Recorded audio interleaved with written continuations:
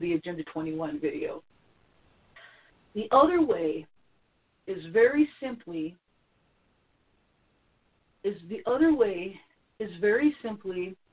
we all move into earth ships, okay? And if you haven't heard of an earth ship, these are houses that are beautiful, comfortable, and they are completely sustainable. They provide their own food. They literally, if you have an earth ship, it will have plants as part of the design. There are plants that are part of the septic system that clean your water, and then that water goes into the rest of the garden and feeds the garden, so there's no water waste. They have very thick walls. They use tires packed with earth on top with, adobe or cement on top of that. They're very, very, very warm in the winter, cool in the summer. Like I said, there's food plants that are growing as part of it. There's water collection systems that are part of it. It's a beautiful way to live. And you have solar power, you have your wind power.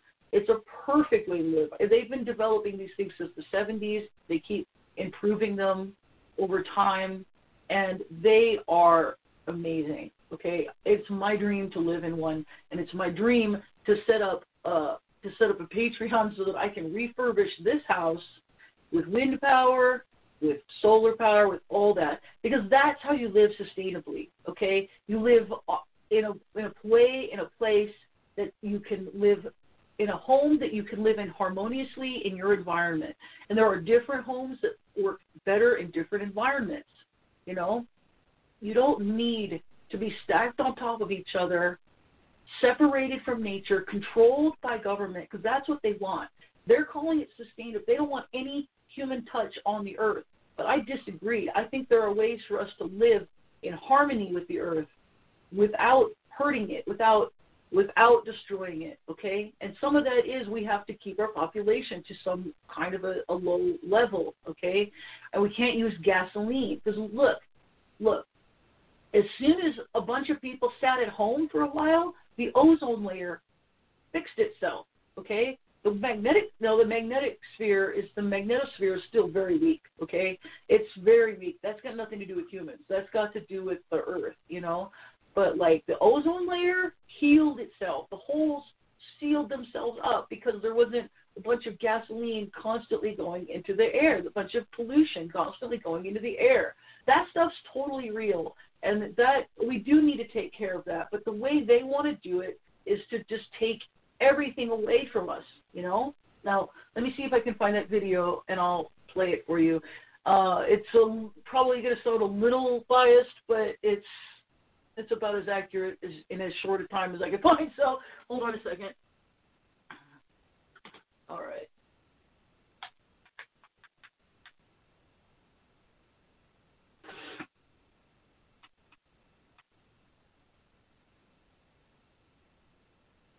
And then I'm going to talk to you about the palace, because the palace has been abandoned, by the way. In case nobody knew that, the palace has been fully abandoned. Sustainable development has become the popularized expression for Agenda 21. All right. Agenda 21 is the 1992 United Nations Rio Declaration on the Environment and Development. It is the agenda for the 21st century you're living in today. Look at this, can hear that, okay? For a brave new world where everything that you cherish is held true. Thank you for being here, by the way. Agenda 21 defines itself as a comprehensive plan of action to be taken globally, nationally, and locally by organizations of the United Nations systems. It also elevates nature above man. And it contains something called the precautionary principle, where basically you're guilty until you're proven innocent. Sustainable development is the philosophy designed to bring human beings across the globe under the full control of a narrow human elite. It's a 40-chapter document to basically control the world. As you can hear. It's based entirely on socialist control mechanisms. Sustainable developers have designed a global movement coordinated through a global to local action plan to create world government in accordance with certain objectives. These objectives include an end to national sovereignty, the abolition of private property, the restructure of the family unit, and increasing limitations and restrictions on mobility and individual opportunities. The green goal includes the listings of what's not sustainable. A couple of the examples include private property. 728 lists fossil fuels, Golf courses and ski lodges are not. consumerism, Irrigation is not sustainable. paved roads, Commercial Paved agriculture. roads. herbicides, pesticides. Elsewhere, it lists farmland, pastures, grazing of livestock. In the See, family. not all of their ideas are terrible. The focus The of way that sustainable they're going development about it is the abolition of just private property, okay? societal That's undermining of the corporations, family, like I said. and abandonment of the Because we can all constitutional be protection individualistic. of unalienable rights as described in the Declaration of Independence. You see, I sat on the Santa Cruz Agenda 21 committees. Now, this was a lot of crazy ideas. This was back in the mid-90s. Crazy ideas I heard. Mother Earth's surface wasn't to be scratched. Human beings were to be concentrated into human settlement zones. Concentrated into human settlement Educational zones. systems would focus on the environment as the central organizing principle. All aspects of life were covered. Well, I went to these committees to request some people who told me that I needed to understand what was going on, and I came back and I said, this is craziness. This is so silly. It has no chance of having any effect on our society. Well, I was wrong. This is because this was written in the The United mid-90s States or the early government's 90s. support for sustainable development, But it's Agenda 21, happening right is now. very clear. In 1992, while the Rio conference was going on, George Bush, then president, was there where he executed the Agenda 21 protocols on behalf of the United States and brought it back to Washington, D.C. Within a year, Bill Clinton, by executive order, no congressional review, established the President's Council for Sustainable Development. In Santa Cruz, we've got a 2-lane freeway system. We need 4, but we will get in hundreds of millions of dollars of federal money to take a dilapidated rail line that Southern Pacific wants to put in the hands of somebody else so that a commuter line can be built along the railroad track.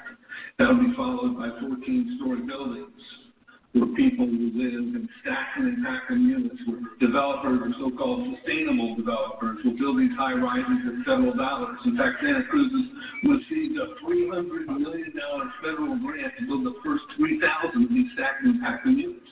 The County Board of Supervisors said if you were a sustainable developer, you're immune from any construction defect liability.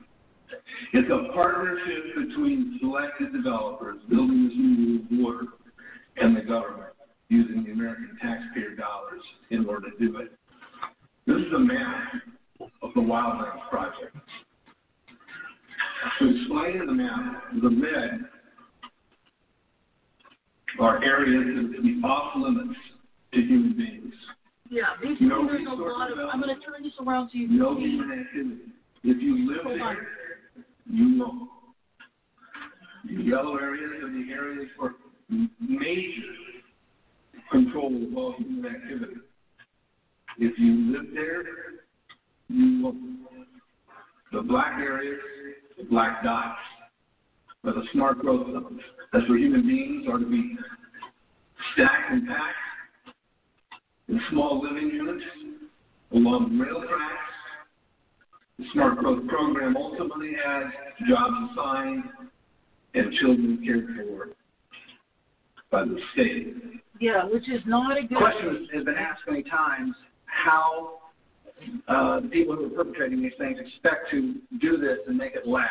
The answer to that is that you steal a generation of children and you indoctrinate them so that they accept these ideas and they become global citizens in the coming global village. UNESCO came out and declared 2005 to 2015 the decade of education for sustainable development.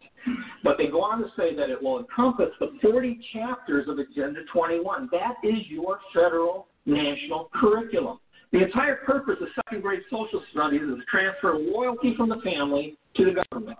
Yeah. and teach them about sustainable economic consumption.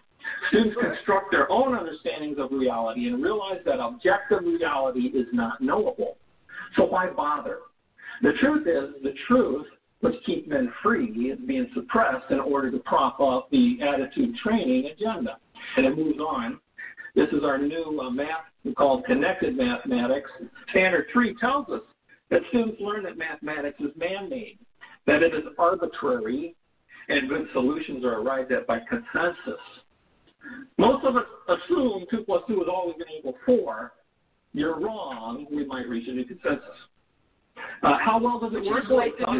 In the teacher's guide in the back, it tells us that because the curriculum doesn't emphasize arithmetic computations done by hand, some students may not do as well on tests assessing computational skills. We believe such a trade-off in the favor of CMP is very much to the student's advantage in the world of work. Our children are mathematically illiterate on purpose. How do I know on purpose? Why isn't it just a basic bad idea? Because the Sustainable Development Plan tells us so. Generally, more highly educated people who have higher incomes consume more resources than poorly educated people who tend to have lower incomes. In this case, more education increases the threat to sustainability. Charlotte, which is not true if you use a different plan. I did not believe for the longest time it was a deliberate dumbing down. Yeah. I thought that dumbing down was a natural consequence of a bad idea. So it's deliberate. It's deliberate. The sustainable globalist goal is the orchestration of a planned fall of American principles, values, and lifestyles.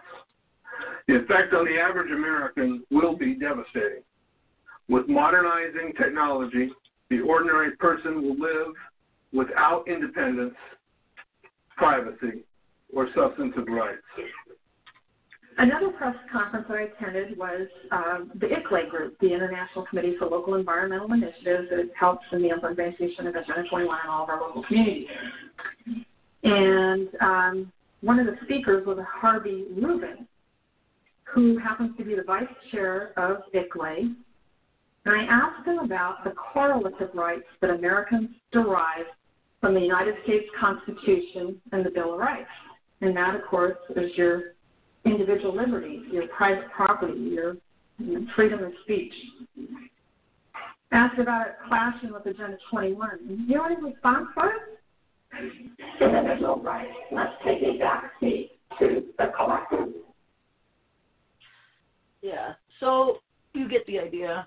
Basically, they didn't even go over the drug war or any of that stuff, but basically there are a lot of points that are really in part of it that where the drug war is a deliberate thing to, like I said, to trick people who are weak-minded in their minds into doing things that are going to hurt their bodies long term. And sugar is the one that they have for the masses. That's the one that they give to your average person who would never do meth, who would never do cocaine, who couldn't even imagine it, who goes to church, okay? Because they're keeping them super busy with their jobs, with everything, not right now, but like normally, and they don't have time to cook. They don't have time to make fresh food. They're eating processed food, and all those processed foods are filled with sugar, which is why we've seen so much of an obesity epidemic coming up, and why so many people are getting type 2 diabetes, so many people are sick and dying. These are all parts of it, okay? It's literally like Pleasure Island in a sense, in the Pinocchio sense. Like you go, you can do whatever you want, but there's a high price to pay at the end unless you're careful. And, you know, in his situation, there's really no way to be truly careful, and there's probably not much. There's a way we can be, but you're still at risk from all kinds of stuff. But it doesn't matter. The thing that matters most is that you meditate and you draw in light and consciousness into yourself, okay? Because whatever else happens, if you are someone who meditates, if you're someone who is aware, is trying to be spiritually aware, you're going to have angels and guides around you that will protect you, okay? And if we all come together, we can push ourselves into a higher